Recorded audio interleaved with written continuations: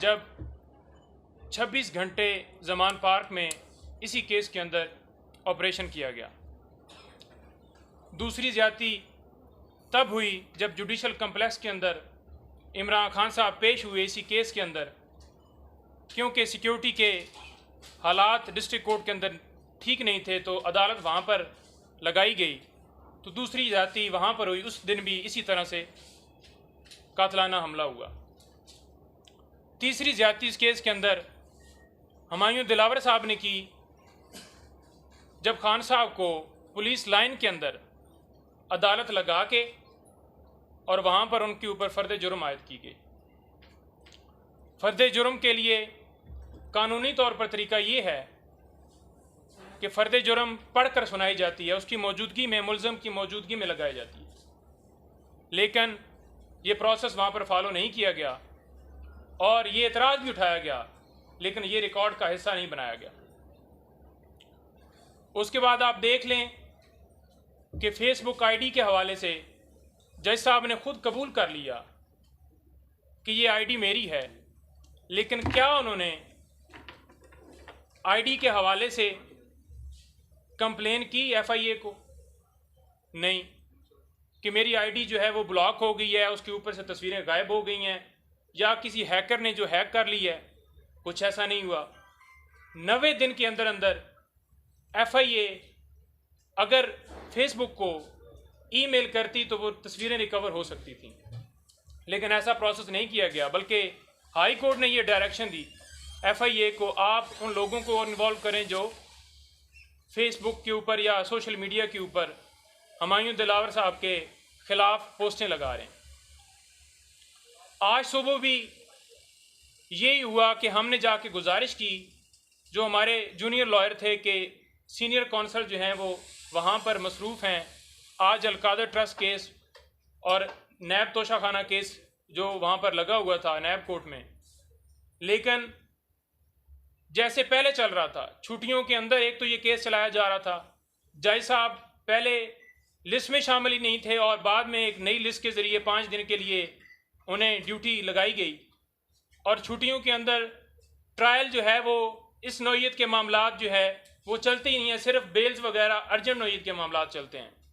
लेकिन जज साहब जैसे पहले चला रहे थे केस, आधे आधे घंटे पे, घंटे घंटे पे वो रख कर 12 बजे उन्होंने फ़ैसला रिज़र्व किया, और ऑर्डर के अंदर किसी कौंसल का, किसी वकील का नाम ही नहीं लिखा गया कि कोई पेश हुआ है। मैं खुद उधर मौजूद था, दूसरे हमारे कुलीग वहाँ पर मौजूद थे, ख्वाजा हारिस साहब मौजूद थे, लेकिन ऑर्डर के अंदर उनका नाम ही उस टाइम नहीं लिखा गया। और 12 से लेकर आप देख लें कि अगर 12:30 का टाइम रखा गया है फैसले का, तो कोई क्या एक बता दें कि इतनी जल्दी, इतनी स्पीड में 30 सफ़ों का फ़ैसला जो है वो लिखा जा सकता है? उन्होंने कहा जी कि मैंने 30 सफ़ों का फ़ैसला जो है वो आधे घंटे के अंदर अंदर लिख लिया है। इसके साथ साथ आप ये देख लें कि फेयर ट्रायल जो है इस केस के अंदर पहले दिन से लेकर आज तक खान साहब को एविडेंस करवाने का या उनको जो प्लीडर मुकर्रर किया गया, उस वक्त भी उनकी मर्जी नहीं शामिल थी। ख्वाजा हारिस साहब को अदालत के ऑर्डर से प्लीडर मुकर्रर किया, हालांकि शहादत के लिए एक्यूज़ का खुद होना ज़रूरी है, या फिर अगर वो प्लीडर किसी को मुकर्रर करे तो तब होती है, लेकिन क्रॉस भी इसी तरह से किया गया। और हाई कोर्ट के अंदर हम गए, सुप्रीम कोर्ट के अंदर गए, 3 महीने हमारे हो गए हैं। ये जो जज हुमायूं दिलावर साहब हैं, इनके ऊपर एतराज़ उठाए हुए कि ये हमारा केस ना सुने, लेकिन सुप्रीम कोर्ट कहती है कि इसके ऊपर आप जो है फैसला दें, तब इसके ऊपर फैसला दिया जाता है, और जिन हवालों का जिक्र दिया जाता है वो इस केस से रिलेटेड ही नहीं है, और जो एविडेंस दी जाती है किसी तरह से उसको कबूल ही नहीं किया जाता, इग्नोर करके फैसला दे दिया जाता है कि आपकी दरख्वास्त जो है खारिज की जाती है। तो ये जुल्म है, ज्यादती है। आज इमरान खान साहब को हक ही नहीं दिया गया। 4 बजे कोर्ट का टाइम है, 12:30 बजे आप फैसला कैसे सुना सकते हैं? हाई कोर्ट ने अपने ऑर्डर के अंदर ये नहीं लिखा किसी जगह के ऊपर कि 1 दिन के अंदर आपने फैसला सुनाना है। और जैसा कि शुएब शहीन साहब ने पहले बताया कि वहाँ पर एविडेंस के हवाले से आपने नोटिस भी कर दिए, तो वो एविडेंस जो है वो अब फिर किधर, उस पटिशन के ऊपर जो नोटिस हुए हैं वो पटिशन कहाँ पे खड़ी है? तो हमारी गुजारिश ये है कि जो गिरफ्तारी इस तरह से हुई ऑर्डर इधर अनाउंस हुआ है, अभी कोर्ट के बाहर निकल कर मैं बता रहा हूँ कि ये फैसला है, फ़ौरन पता चलता है कि वहाँ पे अरेस्ट भी कर लिया जाता है और अरेस्ट करके यहाँ पर भी ले आए हैं। हमारी आला अदलिया से गुजारिश है कि जो हमारी दरख्वास्तें हैं वो हमारी जल्दी फिक्स की जाएं और फैसला इसके ऊपर जल्दी दिया जाए। अगर ये केस मेरिट पर आमिर फारूक साहब खुद सुनते और फैसला देते तो ये केस उड़ जाना था। अगर हमारे केस के ऊपर फैसला हो जाता है तो इंशाल्लाह ये केस उड़ जाएगा और खान साहब जो हैं वो इंशाल्लाह बाहर आ जाएंगे। Thank you. कोई सवाल जी? सर, आज सेशन कोर्ट में बार-बार पीटीआई के वकला को बुलाया जाता रहा कि हतमी दलाइल के लिए पेश हो। तकरीबन 4 से 5 दफ़ा कॉल किया, पीटीआई की तरफ से कोई भी वकील वहाँ पेश नहीं हुआ। आपको पूरी तफसील बता दी है, सारे वकला मौजूद थे सुबह सवेरे से लेकर ऑनवर्ड। ख्वाजा आरिफ साहब सुबह आपको पहले भी बता दिया, क्लेरिफाई कर दें, सुबह सवेरे हमने जो पटिशन सुप्रीम कोर्ट में और हाई कोर्ट में जमा करानी थी वो ख्वाजा आरिफ साहब के वकील को मुंशी को उठा लिया गया। ख्वाजा आरिफ साहब एक लेटर बना के सुप्रीम कोर्ट में गए और मैंने अपने मुंशी को भेजा कि जा कर के ये पटिशन्स लेके उनको जमा कराएं। जब वो गए तो उसको भी हाई कोर्ट के अहाते से बाहर ले गए और उसमें हमारे पास एक दो अशख़ास की तस्वीर भी हैं जिन्होंने उनके साथ ये ज़्यादती की और उनको बाहर ले जाने के बाद फिर सुप्रीम कोर्ट वो गए नैब कोर्ट में। नैब कोर्ट के बाद वो उन्होंने बहस करनी थी, लीड काउंसिल सबको पता है ख्वाजा आरिफ साहब ने बहस करनी थी। ये एक ड्रामा था जो ऑलरेडी मैनेज था। उस मैनेज ड्रामे का हिस्सा आज तक पाकिस्तान की तारीख़ में ये कभी नहीं होता कि इतने इम्पॉर्टेंट और सेंसिटिव केस में 12 बजे का टाइम दें और 12 बजे के बाद आप अज़ खुद फैसला सुना दें। हाई कोर्ट ने ये नहीं कहा था कि अगर आपने हमें सुने बगैर फैसला देना है। उसने 2 दफ़ा जब उसने अपना मेंटेनेबिलिटी पे फैसला कर चुका है तो तीसरी मरतबा उसने एक लाइन भी नहीं लिखी। वो कहते हैं चूँकि मौजूद नहीं है लिहाजा मैं उसका फैसला ही नहीं करता, और एक लाइन लिखे बगैर उसने फैसला कर दिया। ये इंसाफ का कत्ल है और इंसाफ का कत्ल होता हुआ आप सबके सामने नज़र भी आ रहा है। जी एक मिनट आपसे बात हो गई, इनसे बात।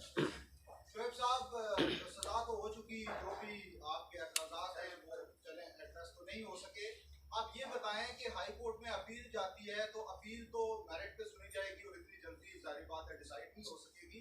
सस्पेंशन ऑफ सेंटेंस के लिए अगर कोई दरखास्त देते हैं तो उस पे हार्डशिप का ग्राउंड क्या बनाएंगे? देखिए, पहली बात तो ये है कि ये मेन केस ही गलत है, ये फैसला ही वन साइडेड है। जो फैसला बुनियादी इंसानी हुकूक के ख़िलाफ़ हो, जो आर्टिकल 10A ये कहता है कि fair trial, fair chance of defence हर आदमी का बुनियादी हक है, जब वो नहीं दिया गया तो ये केस ही सस्टेन नहीं कर सकता। और दूसरी बात है कि शॉर्टर सेंटेंस का जब केस हो तो वो जजमेंट ऑटोमेटिकली सस्पेंड हो जाया करती है। तो हम उम्मीद रखते हैं कि ये जल्दी सुना भी जाएगा और इसमें जजमेंट सस्पेंड भी हो जाएगी। कहा तो ये भी जा रहा है कि इस केस में अगर आप अपील आपकी समाप्त हो भी जाती है तो वो किसी और केस में डाल देंगे, अलकादर ट्रस्ट में डाल देंगे, किसी और में गिरफ्तारी डाल देंगे। देखें, गिरफ्तारियां वो डालना चाहें तो 180 से ज़ायद मुकदमात उन्होंने क्यों बनाए हैं? इसलिए बनाए हैं कि उनके पास जब कोई जवाज़ बाकी नहीं है तो वो एक हवा में तीर चला रहे हैं कि कोई तो चल जाएगा। जब वो गिरफ्तारियां डालेंगे, हमारे पास राइट ऑफ डिफेंस है, हम अदालतों में जाएंगे, हम होपफुल हैं कि इंसाफ होगा हमारे साथ। आपको खदशा है कि खान साहब के साथ भी शहबाज गिल या आजम सवाती वाला सलूक किया जा सकता है? देखिए, मैं समझता हूँ कि इस वक्त पाकिस्तान में हर वो गैर आइनी हरकत, हर वो गैर कानूनी हरकत और गैर इंसानी हरकत हमारे PTI के वर्कर्स के साथ हो रही है और हम उसकी शदीद मजम्मत करते हैं। हम ये नहीं एक्सपेक्ट करते कि इमरान खान के साथ कोई इनह्यूमन किस्म की या डिसरिस्पेक्ट किस्म की कोई हरकत होगी। अगर कोई ऐसा हुआ तो ये पाकिस्तान की तबाही होगी और हम इसकी शदीद मजम्मत करेंगे। हमारे नॉलेज में कुछ भी नहीं है जी। मुझे ये बताएं कि 5 मिनट के अंदर अभी अनाउंस नहीं हुआ था, इस्लामाबाद पुलिस कैसे वहाँ पहुँच गई या लाहौर पुलिस को कैसे पता चल गया? अभी जजमेंट साइन नहीं हुई, अभी वारंट ऑफ अरेस्ट जारी नहीं हुआ, वो गिरफ्तारी पहले हो गई। यहाँ से आप मैच फिक्स की आप कहानियाँ सुन सकते हैं, हमारे नॉलेज में नहीं है सबको कहानी। आपके दौर में जब वज़ीर आज़म इमरान खान साहब थे तो इसी तरह लाहौर से FIA की टीम मौसम बेग साहब को 5 मिनट में लाहौर से इस्लामाबाद पहुंची थी, तो इसी तरह गिरफ्तार किया था। तो ये तो आपके दौर में अगर FIA ने माजी में कोई गलत किया तो हम उसकी भी मजम्मत करते हैं। मैं एक बात आपको वाज़ेह कर देना चाहता हूँ कि हमारे खान साहब का जो भी पीरियड था उनके ज़माने में किसी पॉलिटिकल विक्टिमाइजेशन का मुकदमा नहीं बना। जो लोग ये कहते हैं कि नैब के ज़रिए प्रोसीडिंग की गई थी, आज आपको वाज़े कर दूं कि नैब के ज़रिए प्रोसीडिंग्स को स्लो डाउन कराया गया था, और उस वक्त भी जो नैब के चेयरमैन साहब थे आज भी मौजूदा प्राइम मिनिस्टर शहबाज शरीफ साहब के पसंदीदा तरीन शख्सियत हैं।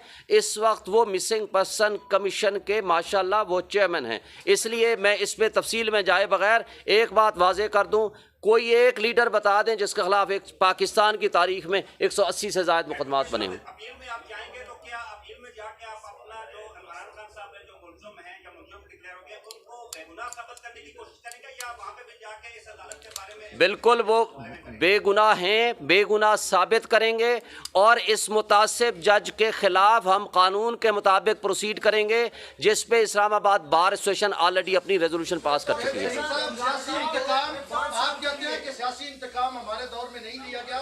इमरान खान अमेरिका में जाके कहते हैं कि मैं नवाज शरीफ का जाके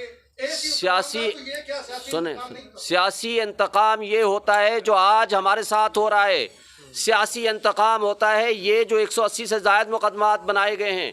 अगर किसी ने करप्शन की है, किसी के अकाउंट में बिलियंस ऑफ रुपीस टीटी के ज़रिए पहुँचे हैं, इसको सियासी इंतकाम नहीं, ये ड्राइव है अगेंस्ट दी करप्शन। करप्शन के ख़िलाफ़ अगर कोई मुकदमा बनाए इसको सियासी इंतकाम नहीं कहते। Thank you. बाहर आ जाए आप, सोशल मीडिया वाले बाहर आ जाओ।